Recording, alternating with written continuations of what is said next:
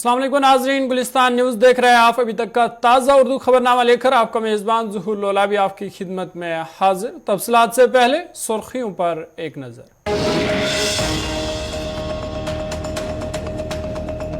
पूंछ मंडी में gas cylinder धमाके में 3 अफराद जख्मी। मुकामी लोगों की एलजी इंतजामिया से मदद की अपील।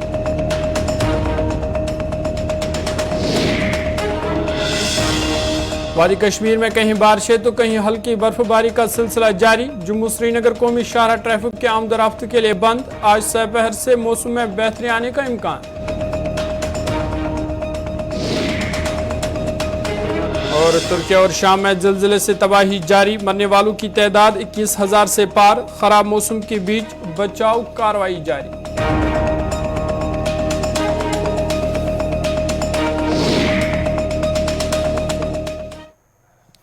सुर्खियों के बाद खबरें तफसीलात के साथ। वादी कश्मीर के बालाई इलाकों में बारिशों के साथ हल्की बर्फबारी का सिलसिला जारी है, जबकि मैदानी इलाकों में मौसम अबर आलूद है। इधर पैंथाल के मकाम पर पसे गिराने के बाद श्रीनगर जम्मू कौमी शाहराह ट्रैफिक के लिए बंद है। महकमा मौसमियात की पेशनगोई के मुताबिक वादी कश्मीर के पहाड़ी इलाकों में कल से ही बर्फबारी शुरू हुई है, जबकि मैदानी इलाकों में बारिशों का सिलसिला जारी है। वादी में अगले 24 घंटों के दौरान मजीद बर्फबारी का इम्कान है, जबकि मैदानी इलाकों में मतल्ला अबर आलूद रह सकता है और कहीं कहीं हल्की बर्फबारी का इम्कान भी है। महकमा मौसमियात के तर्जुमान ने कहा कि आज दोपहर से मौसम में तब्दीली का आने का इम्कान है। बादशाह वादी में 1 हफ्ते तक मौसम खुश्क रहने की तवक्को है। इधर जिला रामबन के पंथाल इलाके में पत्थर गिराने की वजह से जम्मू श्रीनगर कौमी शाहराह को गाड़ियों की आमदरफ्त के लिए बंद कर दिया गया। ट्रैफिक हुकाम ने बताया कि खराब मौसमी सूरत हाल के दरमियान पैंथाल में पहले रुक रुक कर पत्थर गिराने का सिलसिला शुरू हुआ था, ताहम और अब मुसलसल पथराव की वजह से शाहराह पर ट्रैफिक की नकलो हरकत को मुअत्तल किया गया है। उन्होंने बताया कि पत्थर गिराने का सिलसिला थमने के बाद शाहराह को ट्रैफिक आमदरफ्त के लिए खोल दिया जाएगा। उन्होंने लोगों को मशवरा दिया है कि वो शाहराह पर सफ़र करने से कबल ट्रैफिक कंट्रोल यूनिट से शाहराह की सूरत हाल के मुतालिक ताज़ा तरीन सूरत हाल से आगाही हासिल करें। उन्होंने लोगों को ख़राब मौसमी सूरत हाल के दरमियान शाहराह पर सफ़र करने का मनसूबा न बनाने का मशवरा दिया। इधर मौजूदा ख़राब मौसमी हालात के दरमियान Jammu Kashmir disaster management authority ने 12 अजला में आइंदा 24 घंटों के लिए बर्फानी तोदे की वार्निंग जारी की है। जेके DMA ने अनंतनाग, बांडीपोरा, बारामूला, गांदरबल, कुपवाड़ा, कुलगाम, डोडा, किश्तवाड़ और पूंछ अजला में 2000 से 2500 मीटर के ऊपर दरमियानी दर्जे की वार्निंग जारी की है। अथॉरिटी ने रियासी, राजौरी, रामबन अजला में 2000 से 2500 मीटर तक नीचे दर्जे की बर्फानी तोदे गिराने का खदशा भी जाहिर किया। उन्होंने इन इलाकों में रहने वाले लोगों को एहतियाती तदाबीर इख्तियार करने और बर्फानी तोदे के शिकार इलाकों में जाने से गुरेज करने का मशवरा दिया है। महकमे ने इन इलाकों के लोगों को जहां बर्फानी तोदे गिराने के खतरात रहते हैं से होशियार रहने की ताकीद की है। दरियासना वादी में मतल्ला अबर आलूद रहने से शबाना दर्ज हरारत में बेहतरी वाक़ा हुई है।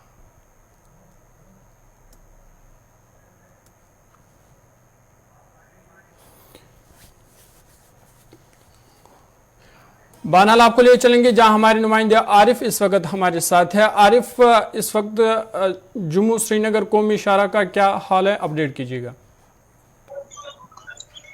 बिल्कुल ज़ोहर, मैं आपको बताता चलूं कि जम्मू श्रीनगर कौमी शाहराह की अगर बात करें, जिस तरह से कल दिन से ही जो है मुसलसल बारिशों का सिलसिला जारी रहा, वहीं पे अगर रामबन जिला के ऊपरी इलाकों की बात करें तो इस वक्त भी जो है थोड़ा सा जो बर्फबारी का सिलसिला जो है हाई रिस्क पे देखने को मिल रहा है।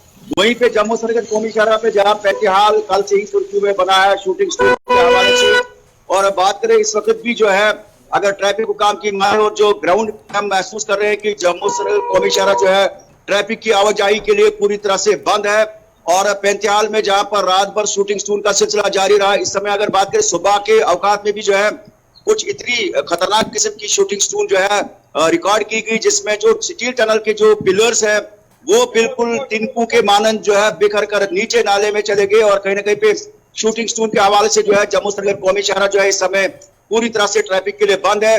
और मैं आपको बताने की कोशिश करूंगा, जिस तरह से मैंने अभी यहाँ पे स्पॉट पे मैं जहाँ पे खड़ा हूँ ट्रैफिक DSP के साथ मैंने बात की और उनका मानना है कि मौसम के मिजाज अगर बेहतर रहते हैं तो इस वक्त भी जो है बारिशों का सिलसिला जारी है। और मेन मशीनरी को जो है पैंतीहाल का इलाका इतना खतरनाक किस्म का फिटनेस है जहां पर इस वक्त जो है काम करना जो है किसी बड़े खतरे से कम नहीं है, क्योंकि 90 डिग्री जावे से जो पत्थर खिसक कर आते हैं वो किसी के लिए भी जो है, चाहे कोई है या कोई आम आदमी है, उसके लिए जानलेवा साबित हो सकता है। इसलिए एहतियाती तौर पे फिलहाल जम्मू श्रीनगर कौमी शाहराह पे जो है ट्रैफिक की आवाजाही को बंद कर दिया गया है। और जिस तरह से आप देख रहे हैं कि बालाई इलाकों में जो है इस वक्त भी धुंध का माहौल है और काफी मतलब अबरालूद है, बारिशों का सिलसिला जारी है।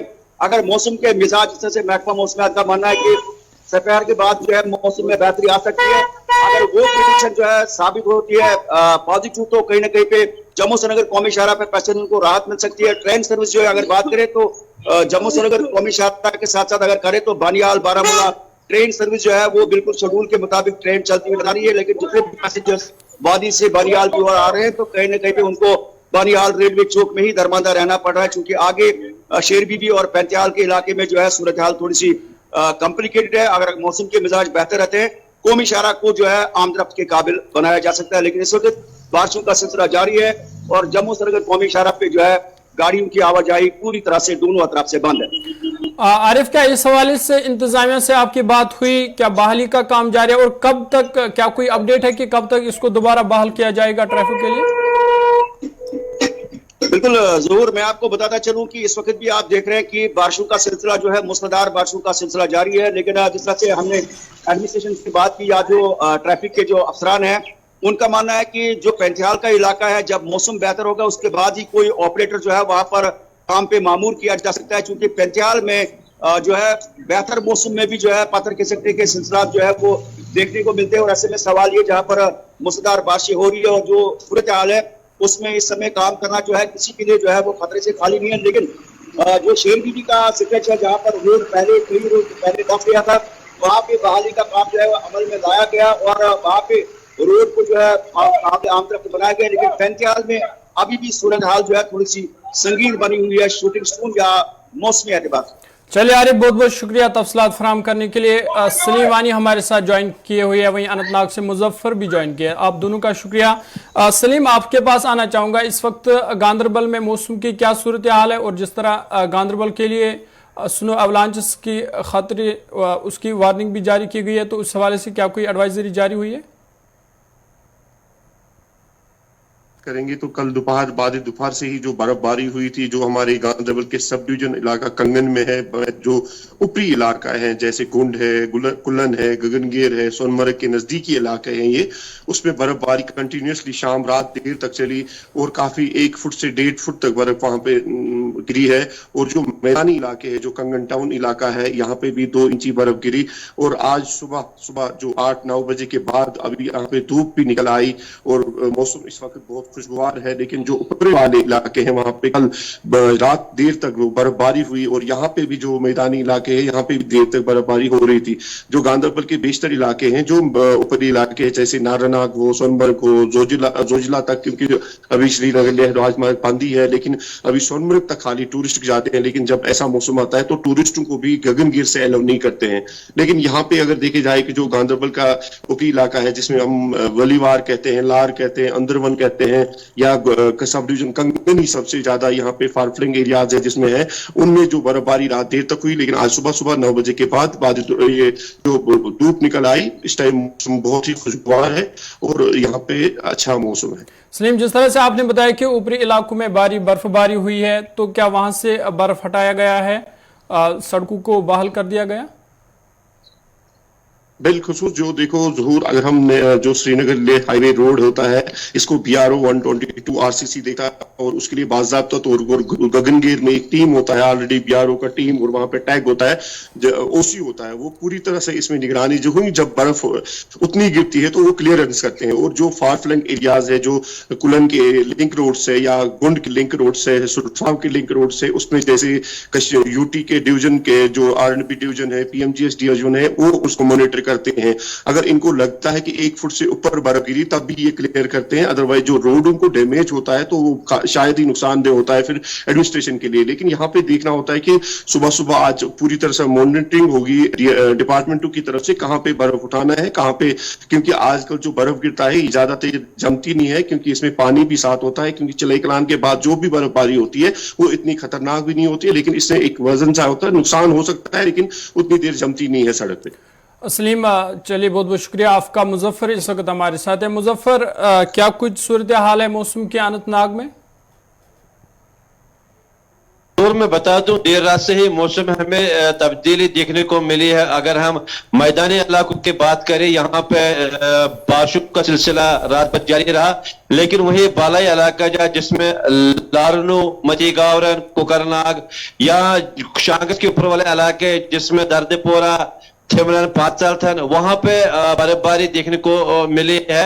और इस वक्त अगर हम मौसम की बात करें, काफी ठंड है मौसम और सर्दी की शिद्दत में भी इजाफा देखने को मिल पा रही है। वही अच्छा, की बात करें, यहाँ पे तेज हवा इस पे चल रही है। और जो ऊपर वाले इलाके जाते, अभी मेरी बात है मुकामी लोगों से कि कहा कि यहाँ पे इस वक्त मुसलसल बर्फबारी हो रही है और बर्फबारी इस प्रकार की, और इसके साथ जो ये इस वक्त बर्फ है, बिल्कुल मैं बता दूं, अगरचे एक तरफ चिले कलान भी रुखसत हुआ है, चिले खुर्द इस वक्त आखिरी लम्हात गुजर रहा है, लेकिन ताहाल जो सर्दी की शिद्दत उस पर इजाफा देखने को मिल पा रहा है। और मौसम में जो इस वक्त हमें तब्दीली देखने को मिल पा रही है, या लग रहा है यहाँ पे भी शायद बर्फबारी होगी, लेकिन जो जिन इलाकों की जिक्र मैंने की है, वहां पे देर रात से ही बर्फबारी शुरू हुई है। और लोगों का कहना है कि यहाँ पे हमें मुश्किलात और दिक्कतों का सामना करना पड़ रहा है, खासकर जो ठंड है उसमें ज्यादा शिद्दत वहां पे पाई जाती है। जी ज़ोहर। मुजफ्फर, जिस तरह से आपने कहा कि बालाई इलाकों में इस वक्त बर्फबारी शुरू हुई है, तो क्या इंतजामिया की जानिब से बालाई इलाकों के रहने वाले लोगों के लिए क्या कोई एडवाइजरी जारी हुई है?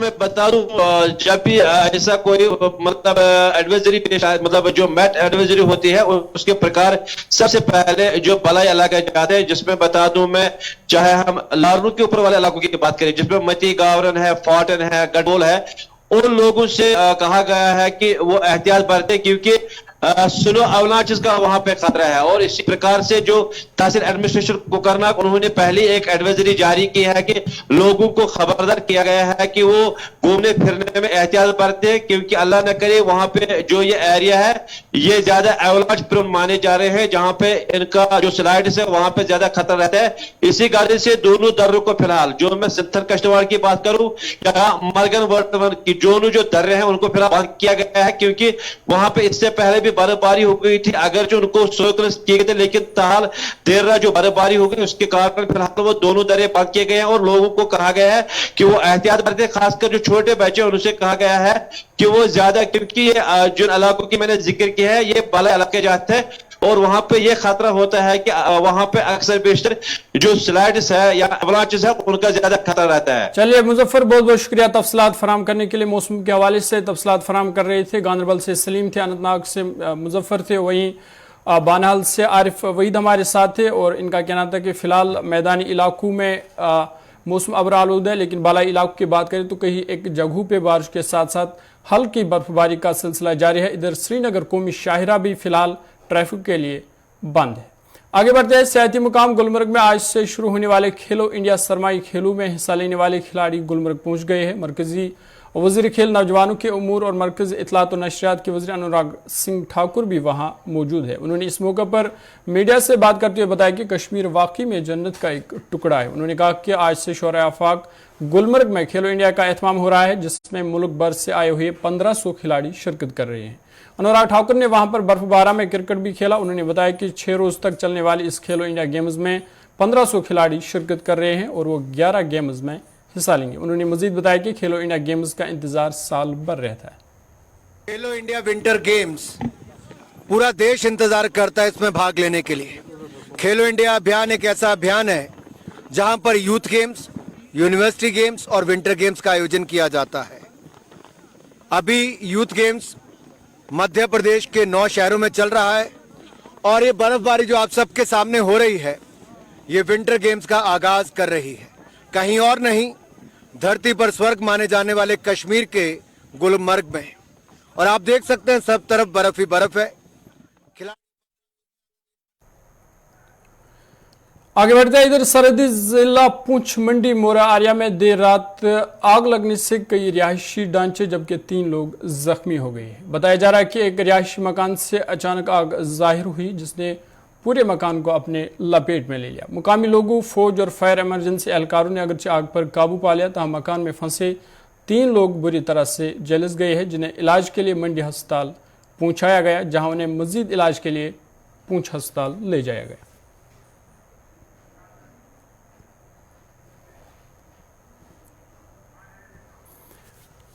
पुश मीडिया आपको लिए चलेंगे जहां हमारे नुमाइंदे सनी शर्मा इस वक्त हमारे साथ है। सनी, क्या कुछ अपडेट है इस हवाले से? कब ये आग का वाक़ा पेश आया था और जो जख्मी है उनकी क्या कंडीशन है? जी, आपको बता दूं कि रात को मंडी का एक गांव है बाइला, वहां पर बताया जा रहा है कि ये एक सिलेंडर फट जाने से जो है एक घर में जो है वो आग लगी और आग की चपेट में जो घर के 3 सदस्य हैं वो आ गए और उन्हें सेना की मदद से बीती रात ही मंडी हॉस्पिटल में लाया गया था और जहां उनका इलाज के बाद उन्हें पुंछ राजा सुखदेव सिंह डिस्ट्रिक्ट हॉस्पिटल पुंछ में रेफर कर दिया गया था। अभी की अगर बात करें तो अभी उनकी कंडीशन जो है वो सामान्य बताई जा रही थी और थोड़ी देर के बाद उन्हें जो है जम्मू के लिए रेफर कर दिया गया है, क्योंकि उनमें से 2 लोग जो हैं उनकी कंडीशन जो है वो खराब होती जा रही थी। उसको देखते हुए उन्हें रेफर जरूर कर दिया गया है। पर अगर उस घर की बात करें तो घर पूरी तरह से बीती रात ही जल गया था और फायर सर्विस की जो टीमें हैं वो वहां पर तैनात कर दी गई थी। उसके अलावा सेना के जो अधिकारी थे वो वहां पर पहुंचे हुए थे। उनकी मदद से इन्हें मंडी हॉस्पिटल लाया गया था, उसके बाद इन्हें पुंछ हॉस्पिटल सुबह लाया गया। जी सनी, क्या इस हवाले से क्या अभी तक क्या कुछ जानकारी है कि क्या उनकी शिनाख्त हो पाई है? जी बिल्कुल, उनके नाम तो सामने अभी तक नहीं आए हैं, पर यह बताया जा रहा है कि उनमें 2 लेडीज हैं और 1 जेंट्स है जो इस आग की चपेट में आके पूरी तरह से झुलस गए थे। चलिए, बहुत बहुत शुक्रिया तफसीलात फराम करने के लिए। पुंछ से सनी शर्मा तफसीलात फराम कर रहे थे। इनका कहना था कि आग की वारदात में 3 लोग जो है वो जलस कर जख्मी हो गए, जिन्हें इलाज के लिए अस्पताल ले जाया गया है। आगे बढ़ते हैं। इधर खवातीन पुलिस स्टेशन करगिल के लिए खुसूसी साइबर सेल यूनिट के हवाले से मैन बाजार करगिल में एक बेदारी प्रोग्राम तश्कील दिया जाएगा, जहां दिचन एमेंगू इंचार्ज वेमेन सेल और स्पेशल सेल बराए खवातीन हसीना बतूल ने लोगों को खुसूसन खवातीन कारोबारी से बातचीत की और इन्हें तशद्दुद की मुख्तलिफ शक्लों से आगाह किया। जहां हसीना बतूल ने खवातीन को इनके लिए दस्तयाब सर्विस के बारे में आगाह किया और सेल के फ्लायर तकसीम किए, वहीं उन्होंने खवातीन के लिए हेल्पलाइन नंबर भी शेयर किए ताकि मुश्किल सूरत हाल में सेल से वो राब्ता कर सके। बेदारी मुहिम का मकसद खवातीन के खिलाफ बढ़ रही तशद्दुद से खवातीन को महफूज रखा जाए।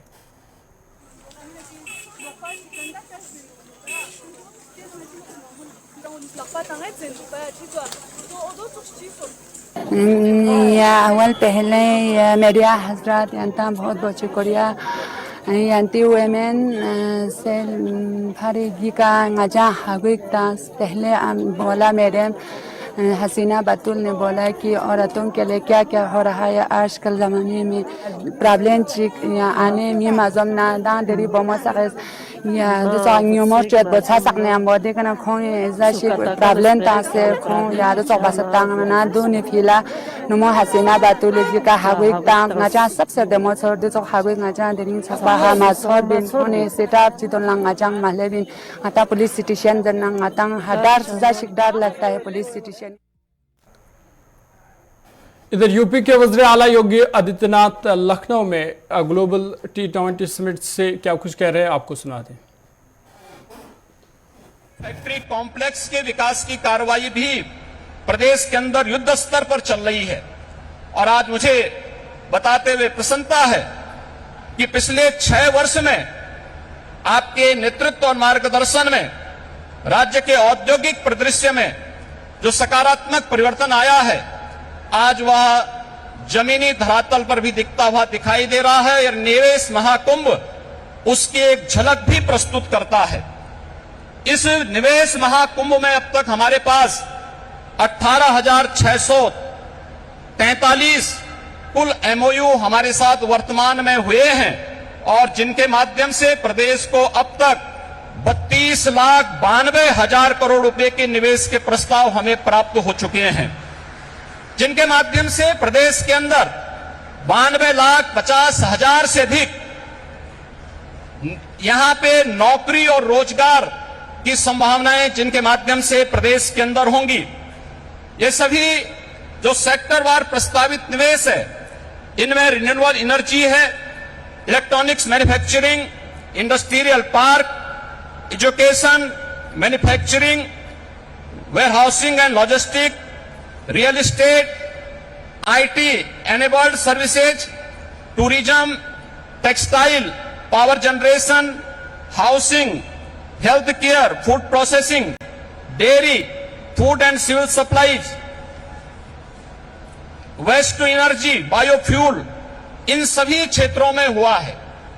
इसके साथ ही सबसे महत्वपूर्ण बात यह है कि पिछले 6 वर्षों के अंदर जो परिवर्तन हुआ है, इनमें जो निवेश के प्रस्ताव आए हैं, जो उत्तर प्रदेश के पूर्वी क्षेत्र और बुंदेलखंड का क्षेत्र आर्थिक दृष्टि से पिछड़ा माना जाता था, इस निवेश प्रस्ताव में अकेले पूर्वी उत्तर प्रदेश के लिए 9,55,000 करोड़ रुपए के प्रस्ताव प्राप्त हुए हैं और बुंदेलखंड के लिए भी 4,28,000 करोड़ रुपए के प्रस्ताव इस अवसर पर हमें प्राप्त हुए हैं।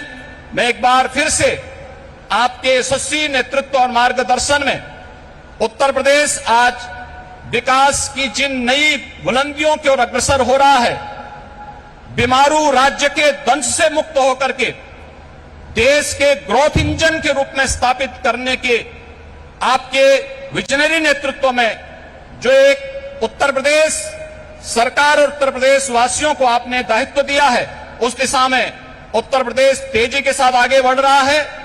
मैं इस अवसर पर अपने सभी इन्वेस्टमेंट पार्टनर्स को प्रदेश के अंदर एक बेहतर प्रशासन और सर्वोत्तम ईज ऑफ डूइंग बिजनेस की सुविधा प्रदान करने का आश्वासन देते हुए आप सभी के आगमन के लिए प्रदेश की जनता की ओर से आप सबका हृदय से आभार व्यक्त करते हुए आप सबके प्रति सबको इस बात के लिए आश्वस्त करता हूं कि राज्य सरकार आपके हितों के लिए और अपनी पॉलिसी के अंतर्गत आपको हर संभव सहयोग देने के लिए पूरी तत्परता के साथ कार्य करेगी। जय हिंद।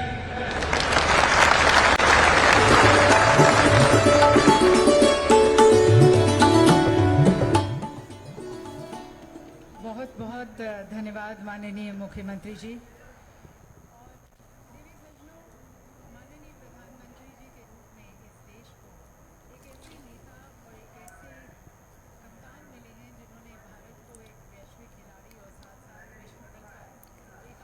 योगी आदित्यनाथ को आप सुन रहे थे जो G20 समिट से खिताब कर रहे थे। आगे बढ़ते हैं। तुर्की और शाम में फिर को आने वाली तबाहकुन जिलजिले ने दोनों ममालिक के हालात बदतर बना दिए। ताज़ा तरीन एतदाद शुमार के मुताबिक जिलजिले के बायस दोनों ममालिक में तकरीबन 21,000 अफराद हलाक हो चुके हैं। साथ ही जिलजिले के 72 घंटे बाद मलबे तले दबे लोगों के जिंदा बच जाने की उम्मीद भी कम हो गई। शदीद सर्दी की वजह से रेस्क्यू ऑपरेशन में मुश्किलात का सामना है। तुर्की में बर्फबारी भी हो रही है। खबरसा इदारे AFP की रिपोर्ट के मुताबिक तुर्की में जिलजिले के बाद 17,170 अफराद जान की बाजी हार चुके हैं और 35,000 से ज्यादा अफराद के जख्मी होने की खबर है, जबकि शाम में 3,162 अफराद हलाक और 4,000 से ज्यादा जख्मी बताए जाते हैं। तुर्की में 28,000 से ज्यादा अफराद को बचाया जा चुका है। रेस्क्यू ऑपरेशन के लिए 60,000 से ज्यादा एहलकारों को तैनात किया गया है। तकरीबन 70 ममालिक ने तुर्की और शाम के लिए मदद का हाथ बढ़ाया है। हिंदुस्तान इन दोनों ममालिक को ऑपरेशन दोस्त के तहत मदद फराहम कर रहा है। साथ ही वर्ल्ड फूड प्रोग्राम ने कहा कि इसके पास शाम में लोगों को 1 हफ्ते तक खिलाने के लिए काफ़ी खुराक है। तुर्की के कई शहरों में दर्ज हरारत 9 से -2 डिग्री सेल्सियस तक पहुंच गया है। माहिरीन सेहत का कहना है कि ऐसी सूरत हाल में लोगों को हाइपोथर्मिया का खतरा होता है। वहीं अक़वाम मुत्तहिदा ने कहा कि बर्फबारी और बारिश के बाद ज़िलज़िले से मुतासरा दोनों ममालिक में इमदादी काम मुतासर हो रहा है। इमरजेंसी सर्विस की टीमों को रेस्क्यू में काफ़ी दुश्वारी का सामना है। तुर्की और शाम में 6 फरवरी को ज़िलज़िले के 3 बड़े झटके महसूस किए गए थे। तुर्की के वक्त के मुताबिक पहला ज़िलज़िला सुबह 4 बजे 7.8, दूसरा सुबह 10 बजे 7.6 और तीसरा सपहर 3 बजे 6.0 पर आया। इस दौरान 243 आफ्टर शॉक्स भी दर्ज किए गए हैं। इनकी शिद्दत 4 से 5 के दरमियान थी। तुर्की में 7 फरवरी की सुबह एक और ज़िलज़िला आया जिसकी शिद्दत 8.53 रिकॉर्ड की गई। हिंदुस्तान ने ऑपरेशन दोस्त के तहत मदद भेजी है। वज़ीर ख़ारजा एस जयशंकर ने ट्वीट करके ये इतला दिया कि उन्होंने बताया कि तैयारा इमदादी कारकुनों, ज़रूरी अद्वियात और तिबी आलात डॉग स्क्वाड के साथ तुर्की के लिए रवाना किया गया है। रेस्क्यू ऑपरेशन के लिए NDRF की टीमों के साथ स्पेस कंपनी के ड्रोन भी भेजे गए हैं। अभी तक के उर्दू खबरनामे में इतना ही। अपने मेज़बान ज़ुहुल ओलाबी को दीजिए इजाज़त। आप देखते रहिए गुलिस्तान न्यूज़।